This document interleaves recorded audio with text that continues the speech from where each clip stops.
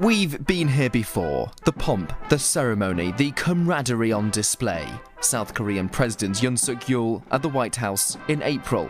Prime Minister, it's great to see you again. Just months earlier, Japanese Prime Minister Fumio Kishida in the Oval Office for a fireside chat. President Joe Biden also visited both countries back-to-back last year. More recently, all three men stood side by side at the G7 summit in Japan, and then at a NATO gathering in Lithuania. This week, they're back together on American soil. The reason for this meeting so soon after having just met in June at the NATO sidelines is really to sustain this momentum and to try to really institutionalize this trilateral relationship. There's lots to discuss, not least China. The two Asian allies of the United States regard what they view as Beijing's increasing assertiveness and military posturing across the Taiwan Strait as a threat to their national security and to US efforts to contain its geopolitical rival. South China Sea has been an area of concern where the Chinese have been building up these artificial islands, militarizing these artificial islands. So I think they'll make a statement about, reinforcing, the freedom of navigation, supporting rules-based order. And what of North Korea? Former US President Donald Trump's groundbreaking handshakes with Kim Jong-un in Singapore and the demilitarized zone seem a world away. The harsh rhetoric, the nuclear tests have returned.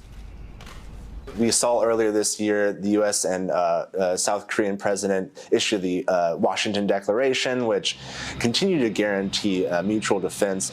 Hopefully, out of this, we could see more commitments for trilateral exercises, for example. Information sharing is always important. Locking this in so that we don't have to worry about future political considerations, for example, in case the Biden administration is no longer there, or the Kishida administration, or Yoon administration, because they eventually will change out.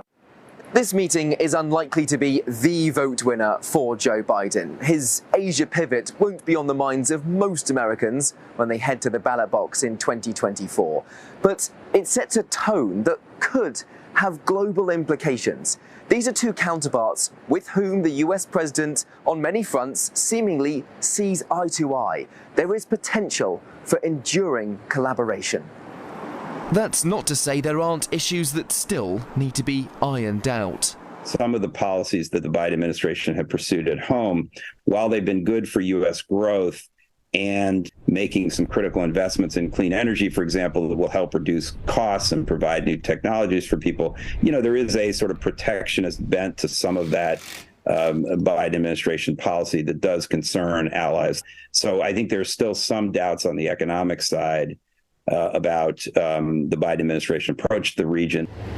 The fact the leaders have met so regularly of late is a sign perhaps that they realise forging a path in the future may be more important than strained relations in the past.